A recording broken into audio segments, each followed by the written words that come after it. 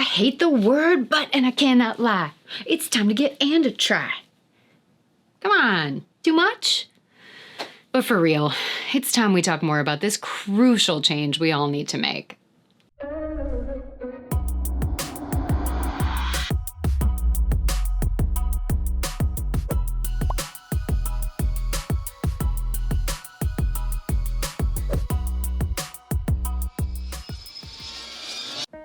Hey everyone, how's it going?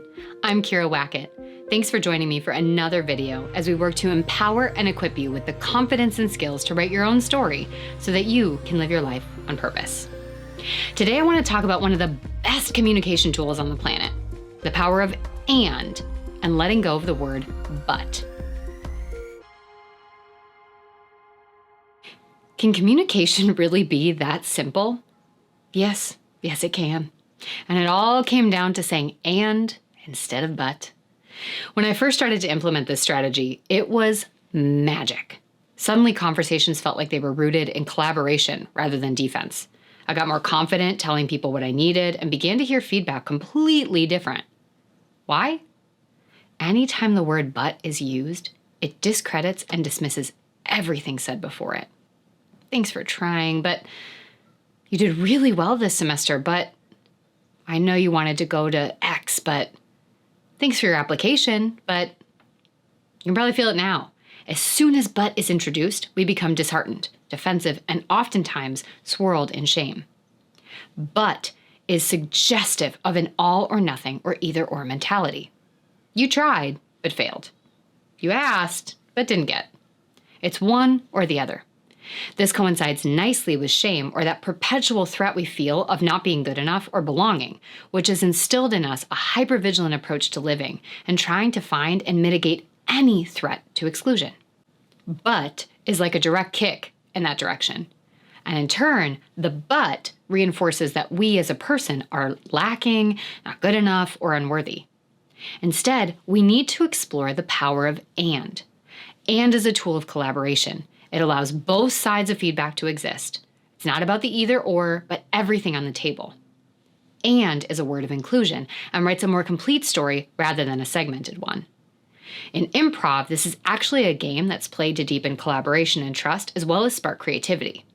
For example, a group of improvers might do an exercise where they plan a party and everyone is helping put together ideas. Someone might say they want to have a 5-tier cake with a different flavor at each tier. The next person would say, yes, and I want to have an interactive puppet show put on by dogs. Well, you're next, and your first reaction might be, well, that seems completely silly and unfeasible.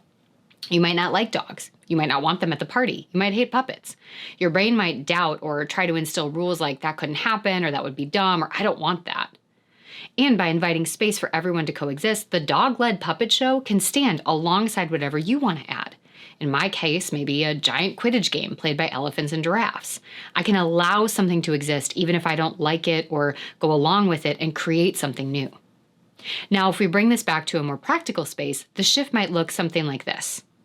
In a professional setting, instead of telling your employee, your sales are up this quarter, but you still aren't where we want them to be, which negates the improvement and gives no helpful feedback or support, you could say, your sales are up this quarter. Nice job. And we want to work to keep that momentum to hit our target goals. Let's sit down and talk more about your strategy and how I can help you. The shift to the and open up a more collaborative dialogue. Rather than it being a failing on the part of the employee that they now have to fix or figure out, you're building a team to help elevate their work while trying to keep their motivation and drive high. As employers and anyone in a work setting, it's important to anchor on common goals and shared ownership.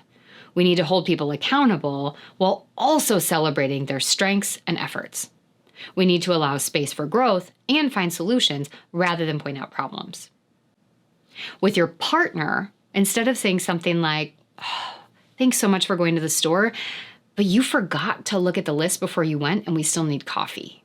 You might try saying something like, thanks for going to the store.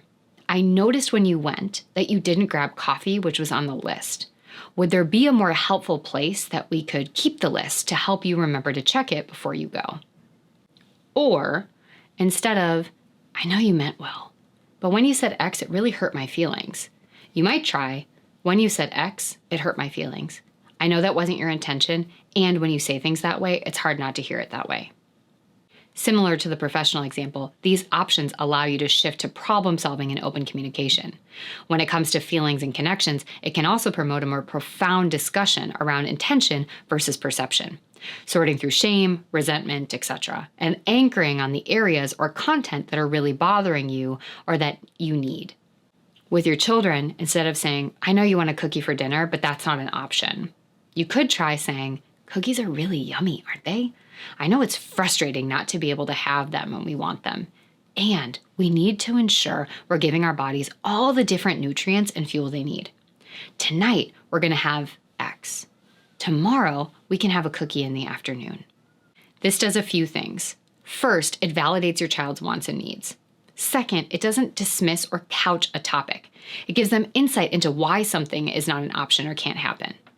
Don't even get me started on how no is one of the least helpful words in our vocabulary with kids. And third, it helps you reinforce to yourself and your kids the values driving the decision making. Even if the answer is something like, I don't feel like doing X, it's still important to own it. And the last example, perhaps thinking about with a friend, instead of something like, thanks for the invite, but I can't, or no thank you, you could say, I always appreciate it when you invite me places. And I'm not really a fan of going to the bars after work. Let's plan something else in the coming weeks if that works for you. This sets a more clear boundary and communicates your needs within the friendship.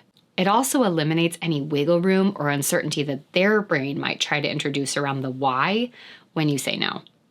Now, to be clear, feedback is still tricky to hear, even when it's delivered with an and. If you're the person giving it, you might have spent hours thinking about how to deliver your feedback in the most inclusive and supportive way possible and still be met with defense. That's okay. Make space to honor and validate that those feelings and reactions can exist, and be sure to do the work to consider what is and is not your responsibility in that to take on. If you're receiving feedback, consider whether this is about what was said or how you heard it. Is your reaction about the fact that you didn't get bananas or forgot to send the attachment in an email, or is it about something deeper? In short, are you hearing this information as an assessment on you as a person or of an action or intention? Try to apply the improv technique to your view of yourself. You may be the person who forgot the bananas, and you may have recently sent the kindest card to a loved one or kicked butt in your presentation.